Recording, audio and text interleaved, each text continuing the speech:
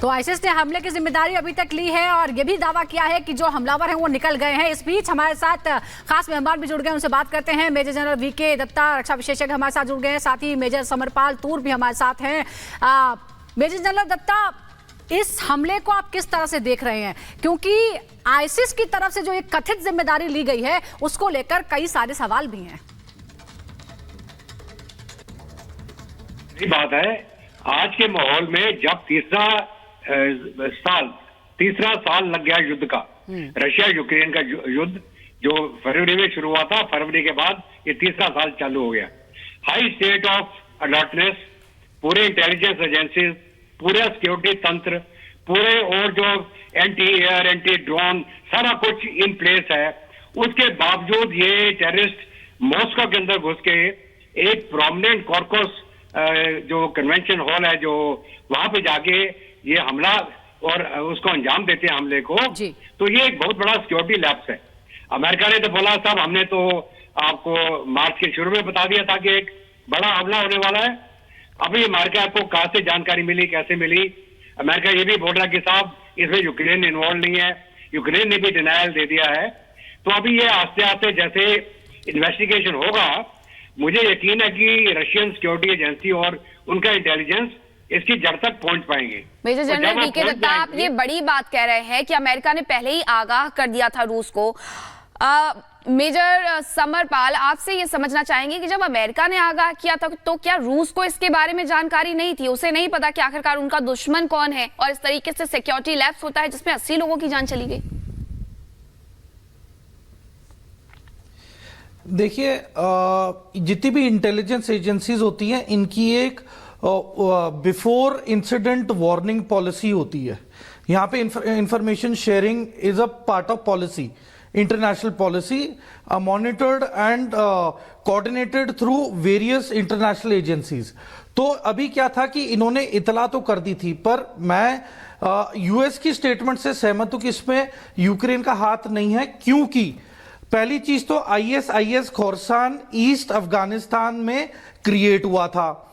उसके बाद आईसिस खोरसान पे सीआईए नजर इसलिए रख रही है क्योंकि 31 अगस्त 2022 में जब यूएस जा रहा था तब इन्होंने आत्मघाती हमला किया था जिसमें कि यूएस के भी सिपाही मारे गए थे। तीसरा, 10 दिन पहले तालिबान ने अपना मिलिट्री अटैचे टू मॉस्को ऐलान किया था और वो मॉस्को में अब प्रेजेंट है। तो आईसिस के ने इस बात को लेके इस चीज का बदला लेने के लिए पहली चीज तो इस वारदात को अंजाम दिया है।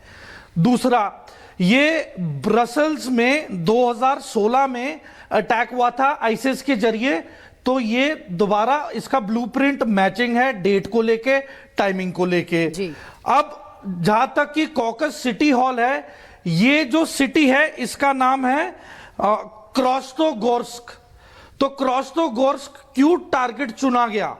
पहली चीज तो ये टूरिस्ट रिच लोकेशन है, यहां पे 6 पार्क हैं, 3 बड़े थिएटर हैं, 13 आर्किटेक्चरल बिल्डिंग्स हैं जो बहुत अच्छी और मशहूर हैं, टूरिस्ट आते हैं। तो ये बहुत ही टूरिस्ट रिच इन्वायरमेंट था। तो ये बेसिकली बिल्कुल, और बहुत सोच समझकर यहाँ पर निशाना बनाया गया इन आतंकियों के द्वारा। बहुत बहुत शुक्रिया आप दोनों का हमारे साथ जुड़ने के लिए। और इस बीच दिल्ली सरकार के मंत्री आतिशी क्या कुछ करें, आपको सुना की जांच चल रही। इस 2 साल में बार बार, चाहे लोअर कोर्ट हो, चाहे हाई कोर्ट हो, चाहे सुप्रीम कोर्ट हो, एक सवाल बार बार उठा है कि मनी ट्रेल कहां है, पैसा कहां गया। ऐसा कहा गया कि शराब कारोबारियों को मुनाफा पहुंचा, बहुत ज्यादा मुनाफा पहुंचा। लेकिन अगर उन्हें मुनाफा पहुंचा तो उन्होंने किसको रिश्वत दी, उन्होंने किसको पैसे दिए?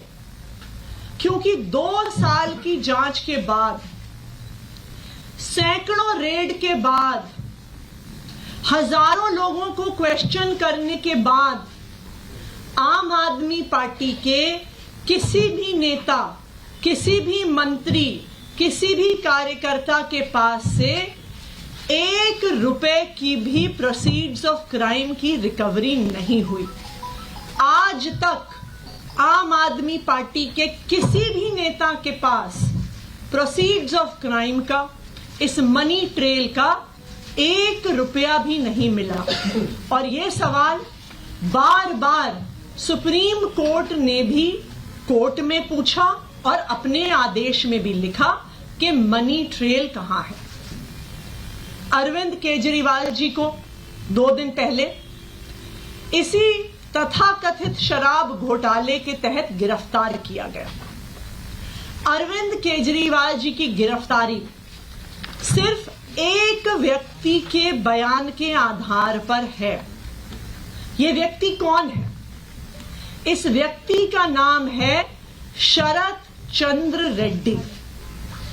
शरद चंद्र रेड्डी औरोबिंदो फार्मा करके एक बहुत बड़ी दवाइयां बनाने की कंपनियों के मालिक हैं।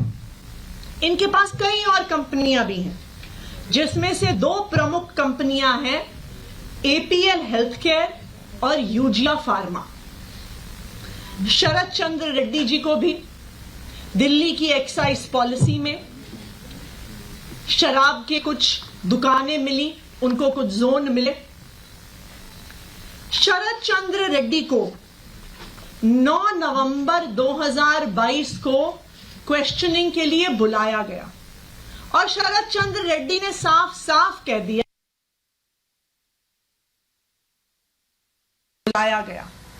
और शरद चंद्र रेड्डी ने साफ साफ कह दिया कि मैं कभी अरविंद केजरीवाल से मिला नहीं, मेरी उनसे कोई बात नहीं हुई, मेरा आम आदमी पार्टी से कोई लेन देन नहीं है।